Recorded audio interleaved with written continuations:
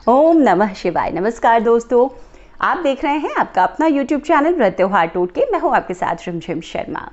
दोस्तों, किसी भी पूजा पाठ में हमें जरूरत पड़ती है ज्योत जलाने की, दीपक जलाने की। किसी भी पूजा पाठ की संपूर्णता मानी जाती है जब आप दीपक प्रज्वलित करते हैं। ऐसा माना जाता है हिंदू धर्म में कि दीपक आपकी पूजा का साक्षी होता है और जरूर हर पूजा पाठ में हमें दीपक इसीलिए प्रज्वलित करना चाहिए। जब हम पूजा शुरू कर रहे होते हैं तभी दीपक प्रज्वलित कर लेते हैं कि आगे जो भी हम भगवान को अर्पण करें, उनके लिए मंत्रों का जप करें, उनके लिए हम किसी भी तरह का पूजा पाठ कर रहे हो वो उसका साक्षी बने। दोस्तों, आज इस वीडियो में मैं आपको बताने जा रही हूं अखंड ज्योत के बारे में। अखंड ज्योत कैसे जलाते हैं, अखंड ज्योत संबंधित जितने नियम हैं, कब हमें अखंड ज्योत जलाना चाहिए, ये तमाम जानकारियां मैं इस वीडियो में आपको देने जा रही हूं। वीडियो आपके लिए बहुत महत्वपूर्ण होने जा रहा है, इसीलिए भी क्योंकि त्योहारों का सीजन है और खास तौर पर अगर हम बात करें दुर्गा पूजा की, शारदीय नवरात्र की या ऐसे और भी अन्य त्योहार जो अभी आने वाले हैं, सभी लोग अखंड ज्योत जरूर जलाते हैं। तो ऐसे में जानकारी हमें पूरी होनी चाहिए। देखिए दोस्तों, हम ज्योत जला लेते हैं लेकिन अगर जानकारी आधी अधूरी है, किसी तरह की विघ्न बाधा आ जाती है, तब बाद में हमें पछतावा होता है कि हमें पूर्णता से अगर जानकारी होती तो हम भी वैसे ही जलाते। तो इस वीडियो में मैंने कोशिश की है कि तमाम जानकारियों को एकत्रित कर आपको दे सकूं।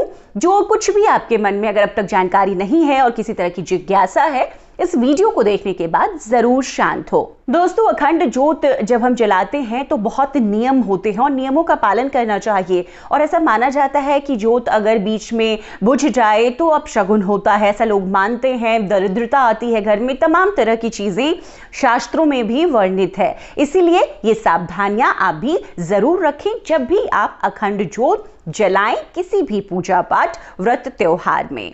वीडियो पसंद आए तो जरूर लाइक कीजिएगा, क्योंकि इसी तरह की जानकारियां मैं आपके लिए हर रोज लेकर उपस्थित रहती हूं।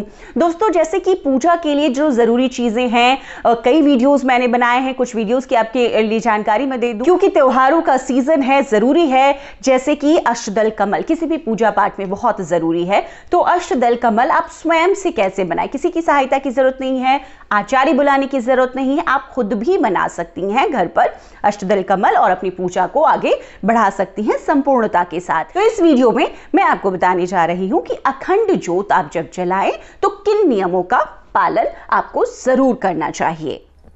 तो देखिए, अखंड ज्योत जब भी आप जलाना चाहें, खास तौर पर अगर नवरात्रों की बात करें, 9 दिनों के लिए जलता है। पूरे विधि विधान के अनुसार माता के आह्वान के साथ हम अखंड ज्योत अपनी मनोकामना के लिए जलाते। सामग्री क्या कुछ चाहिए होगी अखंड ज्योत के लिए, ये मैं आपको बता दूं। सबसे पहले आपको एक रंगे हुए चावल चाहिए, आप पीला रंग ले या फिर आप लाल सफ़ेद भी आप इस्तेमाल कर सकते हैं, थोड़ा हल्दी का या आप चंदन का छींटा डालकर। तो इस तरीके से आपको एक चावल चाहिए अष्टदल कमल बनाने के लिए। उसके बाद एक दीपक आपको चाहिए। दीपक यहाँ पर मैंने एक मिट्टी का आपको दिखाया है और एक अखंड ज्योत।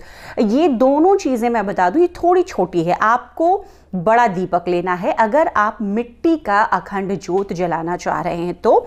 और अगर आप इस तरह से बने बनाए जो अखंड ज्योत आते हैं पीतल के, तो अगर आप ये जला रहे हैं तो इसका अगर नवरात्रों में जलाना है तो इसका साइज थोड़ा बड़ा चाहिए आपको, क्योंकि बहुत लंबा वक्त जलना होता है। और अखंड ज्योत का मतलब हम जैसा सभी जानते हैं अखंड रहना चाहिए ज्योत को, तो बड़ा लेना चाहिए आपको। मिट्टी का जो आप लेंगे, इसके लिए मैं आपको बता दूं, मिट्टी का जब आप लेते हैं दीपक तो उसको आपको रात भर पानी में भिगोकर रखना चाहिए। नहीं तो वो जो भी आप इसमें घी या तेल जो भी इस्तेमाल करेंगे वो बहुत ज़्यादा सोखेगा और आपको बहुत दिक्कत होगी। बहुत ध्यान देना होगा अखंड ज्योत के लिए जलते रहने के लिए। फूल आपको चाहिए होगा पूजा के लिए, जैसे आप करते हैं तमाम देवी देवताओं की भी आपको दीप देव की पूजा करनी होती है। अखंड ज्योत के साथ भगवान शिव का आह्वान, माता दुर्गा का आह्वान करते हुए आपको अखंड ज्योत जलाना होता है। तो आपको चाहिए होगा चंदन, चाहिए होगा सिंदूर, चाहिए होगा और रोली भी चाहिए होगी, फूल चाहिए होगी। और आप अखंड ज्योत जलाने के लिए एक माचिस रखेंगे। और अब ये मौली, ये जो मौली मैंने यहाँ पर रखी है, रक्षा सूत्र, कच्चा धागा, कुछ भी आप ले सकते हैं बाती के लिए। आपको अखंड जोत की बाती रुई की नहीं बना करके कच्चे सूत की बनानी चाहिए। वजह यह है कि रुई की बाती बहुत जल्दी जल्दी वो ख़त्म होती है और बहुत बड़ी आप रुई की बाती नहीं बना सकते हैं। अखंड जोत पूरे 9 दिनों तक अगर आपको शारदीय नवरात्रों में, चैत्र नवरात्रों में या गुप्त नवरात्रों में जलाना है तो आपको बाती कच्चे सूत की, आप ये रक्षा सूत्र इस्तेमाल कर सकते हैं, मौली हम जिसे कहते हैं। तो आपको ये रक्षा सूत्र, जो कच्चा सूत्र है, ये 1.25 हाथ का लेना चाहिए। 1.25 हाथ देखिए दोस्तों कहां तक, आपको यहां से, आपको जहां से आपका हाथ मुड़ता है, मुड़ने वाली जगह से लेकर आपको ये उंगली तक रखना है। तो इस तरीके से आपने एक हाथ लिया और इसका 1/4 हिस्सा आप इस तरीके से नाप लेंगे और आपको ये 1.25 हाथ का बना लेना है। लगभग ये इतना होगा और इसको मैं तोड़ के आपको बताती हूँ। इस तरीके से आपको इसमें बाती देनी होगी। बहुत ही सावधानी से आपको बाती का ध्यान रखना होता है क्योंकि ये पूरे 9 दिनों तक जलता है। तो इसके लिए हम बाती जब बनाते हैं अखंड जोत की तो बहुत ध्यान से और बहुत सावधानी से, तो इस तरह से आपको ये बाती इसमें लगा करके पहले से तैयार रखनी है। देखिए ये मैंने तैयार रख दी है। आपको बाती की जो लौ है उस पर बहुत ध्यान देना है। बहुत ज़्यादा लौ आप ना रखें बाती की। ये थोड़ा सा पतला हो गया, आप चाहें तो इसको 2 बारी आप फोल्ड करके 1.25 हाथ की आप उसको मिला करके इसको थोड़ा सा मोटा बना लें। तो इस तरीके से बाती तैयार हो गई। अब ये दीपक आप देख रहे होंगे कि मैंने जो मिट्टी का दीपक लिया है इसमें तेल है और ये जो अखंड जोत, जो ये पीतल का है अखंड जोत बना हुआ, इसमें घी डाला है। आप अखंड जोत घी का भी जला सकते हैं, आप अखंड जोत तेल का भी जला सकते हैं। ये तिल का तेल है, तिल के तेल का अखंड जोत आप नवरात्रों में जला सकते हैं। और इस अखंड जोत के लिए भी मैं बाती इसी तरीके से 1.25 हाथ की बना लूंगी कच्चे सूत से।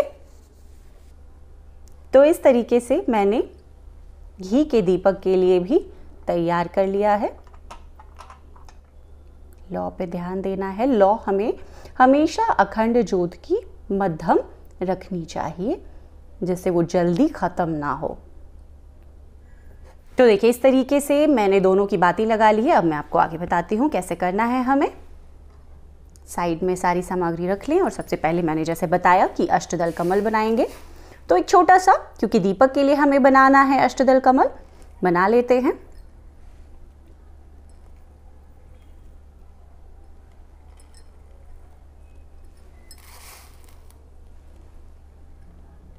जब भी हम दीपक प्रज्वलित करते हैं अष्टदल कमल हमें ज़रूर बनाना चाहिए। ये 8 छोटे छोटे ढेर लगा लेंगे हम।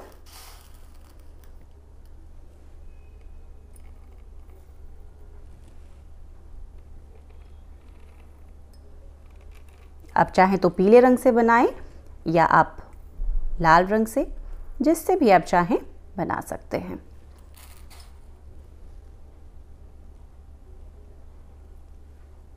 मैंने यहाँ पर एक ही रंग लिया है। देखिए जल्दी से आप ऐसे बना सकते हैं।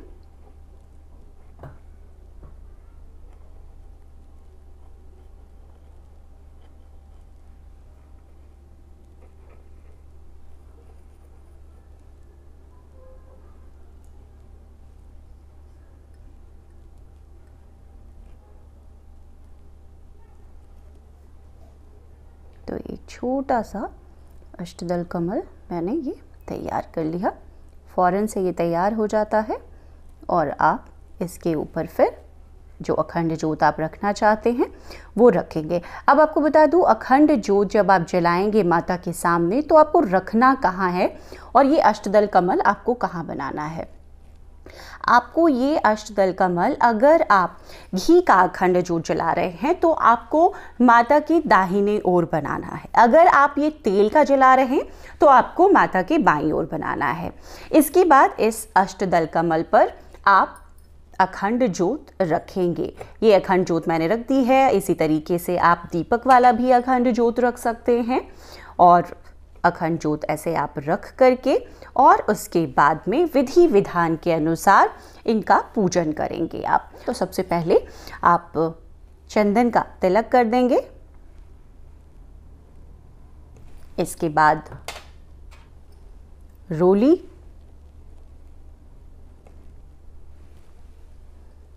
और फिर सिंदूर। आप इसके लिए माता के कभी भी आप जब पूजा पाठ कर रहे हो तो आपको हमेशा मंत्रों का जप करते रहना चाहिए। तो आप माता के मंत्रों का जप कर सकते हैं, आप दीप मंत्र का जप कर सकते हैं, जो भी आपको याद हो अपनी सुविधा अनुसार आप उन मंत्रों का जप करते रहें। तो इस तरीके से आपको आप जैसे भी सजाना चाहें आप सजा लें।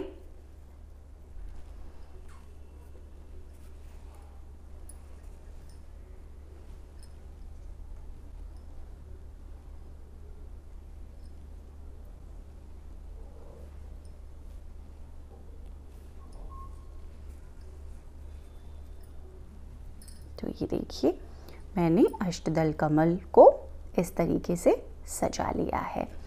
आपको एक और बहुत ख़ास बात बता दूं, आप जब भी अखंड जोत जलाएंगे, कोई भी जोत जलाएंगे, आपको जोत का जो मुख है, जो ये लौ है, इसको हमेशा उत्तर या पूर्व दिशा में ही रखना है।